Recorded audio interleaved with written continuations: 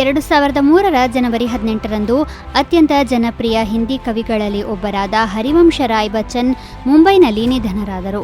ಅವರು ಪ್ರತಾಪ್ ನಾರಾಯಣ ಶ್ರೀವಾಸ್ತವ ಮತ್ತು ಸರಸ್ವತಿ ದೇವಿಯವರ ಹಿರಿಯ ಮಗನಾಗಿದ್ದರು. ಬಾಲ್ಯದಲ್ಲಿ ಅವರನ್ನು ಪ್ರೀತಿಯಿಂದ ಬಚ್ಚನ್ ಎಂದು ಕರೆಯುತ್ತಿದ್ದರು. ಈ ಕಾರಣದಿಂದಾಗಿ ಅವರು ನಂತರ ತಮ್ಮ ಹೆಸರಿನಿಂದ ಶ್ರೀವಾಸ್ತವ ಎಂಬುದನ್ನು ಬದಲಾಯಿಸಿ ಅದನ್ನು ಬಚ್ಚನ್ ಎಂದು ಮಾಡಿಕೊಂಡರು ಮತ್ತು ಈ ಹೆಸರಿನಿಂದಲೇ ಪ್ರಸಿದ್ಧರಾದರು. ಹರಿವಂಶ ರಾಯ್ ಬಚ್ಚನ್ ಅವರ ಶ್ರೇಷ್ಠ ಕೃತಿ ಮಧುಶಾಲಾ ಪ್ರಕಟವಾದಾಗ ಅದರ ಲೇಖಕರು ಮದ್ಯದಾಮಲಿನಲ್ಲಿದ್ದಿರಬೇಕೆಂದು ಓದುಗರು ಭಾವಿಸಿದ್ದರಂತೆ. ಆದರೆ ಇದು ವಾಸ್ತವವಲ್ಲ. ಹರಿವಂಶ ರಾಯ್ ಬಚ್ಚನ್ ತಮ್ಮ ಜೀವನದುದ್ದಕ್ಕೂ ಮದ್ಯವನ್ನು ಮುಟ್ಟಲೇ ಇಲ್ಲ. 1952 ಜನವರಿ 18ರಂದು ದಕ್ಷಿಣ ಭಾರತದ ಕುಖ್ಯಾತ ಶ್ರೀಗಂಧದ ಸ್ಮಗ್ಲರ್ ಕೂಜ್ ಮುನಿಸ್ವಾಮಿ ವೀರಪ್ಪನ್ ಕರ್ನಾಟಕದ ಗೋಪಿನಾಥಂ ಗ್ರಾಮದಲ್ಲಿ ಜನಿಸಿದ.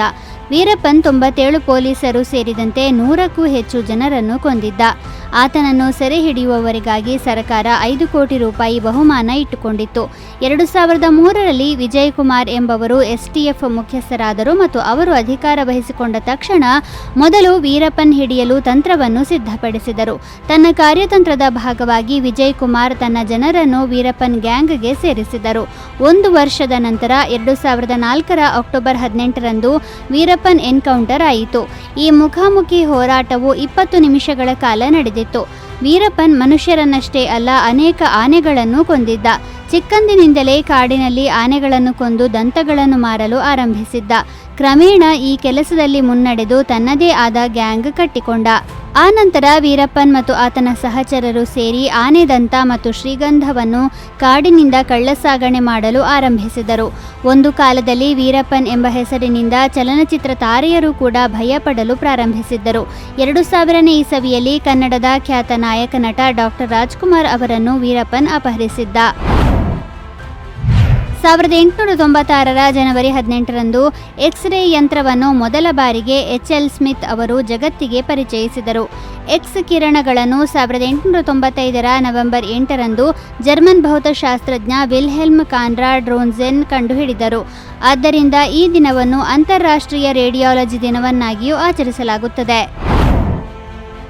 ಕನ್ನಡದ ಧೀಮಂತ ನಟ ಕೆ.ಎಸ್. ಅಶ್ವಥ್ ಅವರು 2010ರ ಜನವರಿ 18ರಂದು ಕೊನೆಯುಸಿರೆಳೆದರು. ತಮ್ಮ ವೃತ್ತಿ ಬದುಕಿನ ಉದ್ದಕ್ಕೂ ವೈವಿಧ್ಯಮಯ ಪಾತ್ರಗಳನ್ನು ಪೋಷಿಸುತ್ತಾ ಬಂದಿದ್ದ ಅಶ್ವಥ್ ಅವರು 370ಕ್ಕೂ ಹೆಚ್ಚು ಸಿನಿಮಾಗಳಲ್ಲಿ ನಟಿಸಿದ್ದರು. ಆದರೂ ಕೊನೆಯ ತನಕ ಅವರ ಆರ್ಥಿಕ ಸ್ಥಿತಿ ಸುಧಾರಿಸಿರಲಿಲ್ಲ. ಮನೆಯವರ ವಿರೋಧ ಕಟ್ಟಿಕೊಂಡು ಸರಕಾರಿ ಉದ್ಯೋಗಕ್ಕೆ ರಾಜೀನಾಮೆ ನೀಡಿ ಅವರು ಬಣ್ಣದ ಜಗತ್ತಿಗೆ ಅಡಿಯಿಟ್ಟಿದ್ದರು. ಅಶ್ವಥ್ ಅವರ ಸಿನಿಮಾಗಳನ್ನು ನೋಡಿದವರಿಗೆ ಅವರ ಒಂದೊಂದು ಪಾತ್ರವೂ ಕಾಡುತ್ತದೆ. ನಾಗರಹಾವು ಚಿತ್ರದ ಚಾಮಯ್ಯ ಮೇಷ್ಟ್ರು ಪಾತ್ರವಂತೂ ಆ ಕಾಲದ ಎಲ್ಲಾ ಮೇಷ್ಟ್ರುಗಳ ಪ್ರತಿರೂಪದಂತಿತ್ತು.